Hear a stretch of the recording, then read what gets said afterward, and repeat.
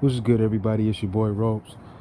So I had to make this video because for years now, man, I mean, this has been so many years this has been going on where it's like this pity party for Manny Pacquiao. It's like you have to handle him with kid gloves and shit. You have to respect him because he's such a legend. You know, you have to have the admiration and respect for him. You know, but I don't see the same shit for any other fighter, man.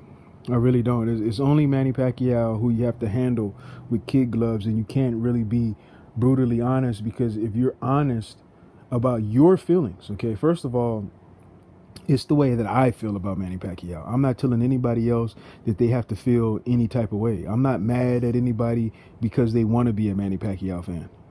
All right. I have never attacked somebody just solely based off of them liking Manny Pacquiao. Never. I've been here for a long time. All right. But what I am tired of is just the babying of this dude, man. You know, there's always some type of excuse for Manny Pacquiao. There's always an acceptable excuse that fans will take from him, man.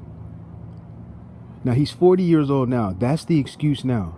He's 40 years old, so we shouldn't be asking him to fight Errol Spence. We shouldn't be asking him to fight anybody. He should be able to do whatever the fuck he wants. That's the excuse now. But see, him being able to do whatever he wants has been the excuse that they've been using for him for a while, man, for years, way before he was 40. They've been saying this for a long time. They were saying that he could do whatever he wants. He's already a legend. He doesn't have to fight anybody. He could just pick and choose whoever he wants at this point. I mean, nobody can deny that these are things that have been said about Manny Pacquiao years ago. All right. But there was another guy who was 40 years old or close to 40 at the time. He actually got ridiculed for fighting Andre Berto. I mean, that was like the worst thing. That was the biggest disgrace to fucking boxing at that time. I remember what everybody was saying at that time, okay? The man was almost 40 years old. He was at the end of his career. We knew that his best days were behind him. He had already beaten big names. He already had a decent resume. Yet people were asking this man, even after the Berto fight, they were asking him to go up to 160 pounds and fight Gennady Golovkin, a guy who was knocking out everybody 2 weight classes above. The same people who are saying that you're a hater because you're asking Manny Pacquiao to fight the best guy in the division, which I believe is one of 2 people. It's either Terrence Crawford or Errol Spence. I was thinking Errol Spence was the guy who should get the fight because they're both PBC fighters.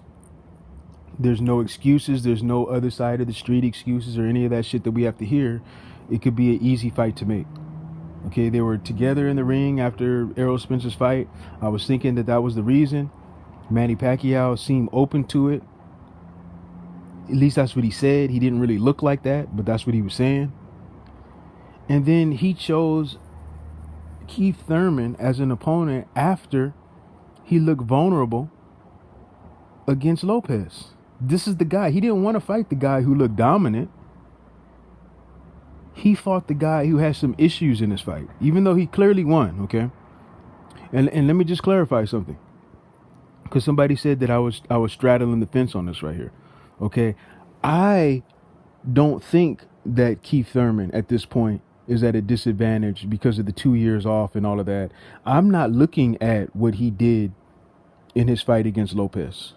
I'm not looking at those things, okay? So if Manny Pacquiao wins this fight, I am willing to give him full credit. But what I am saying is that Manny Pacquiao chose Thurman for those reasons because he felt like he was vulnerable. He didn't look spectacular in his fight. I mean, isn't that what we expect legends to do? Don't we expect the top guys to fight the guy who had the dominant performance? That's what we all want to see.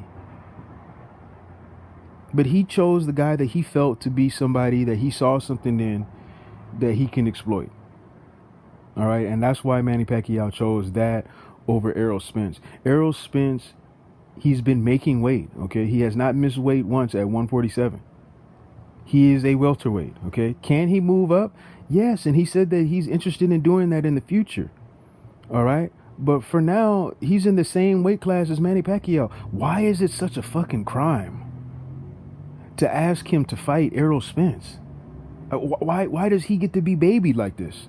You guys asked the other 40-year-old to go up 2 weight classes to fight Gennady Golovkin, an undefeated fighter up there. 2 weight classes above. That was all fine. And if Floyd didn't do it, well, then he ain't as great as he says he is. Skills pay the bills. Remember all the shit you guys were saying? Now I'm seeing people out here upset and calling people all types of names because they're asking Manny Pacquiao to fight somebody in his own fucking division, man. Like, I'm sick of the babying and the double standards when it comes to Manny Pacquiao. He is a welterweight. He's been a welterweight for so long now. All this he's too small shit is gone. He has already shown that he can beat welterweights, that he is a welterweight. This has been proven time again already with this guy. Why does he's too small? Why does that still exist? The guy beat up Margarito, damn near knocked his eye out the socket. Okay, Margarito was way bigger than him. Margarito was a guy who could have easily fought at middleweight. Okay, he didn't have no problem doing that. But asking him to fight Errol Spence, another active fighter in the welterweight division, you're a hater if you do that. You know what I mean? Like, this shit, man, is just, it's ridiculous. You know, and boxing is the only sport that has fans like this, man, who will get upset with you because you don't like the same fighter that they like, because you don't have the same admiration for a fighter that they have. They will actually get mad at you, man, and sometimes even altogether just stop talking to you, man. This shit has happened to me before, man. People that I fucking respected got mad at me because I said something about a fighter that they like and just flat out just stopped talking to me altogether, man, and got upset. Grown ass men, you know what I'm saying? This is the only sport where that happens, man.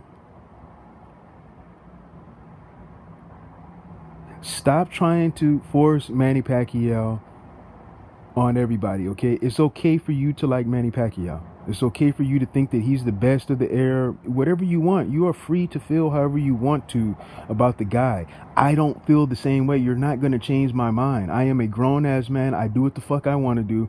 I don't have to like Manny Pacquiao. I don't like him for several reasons.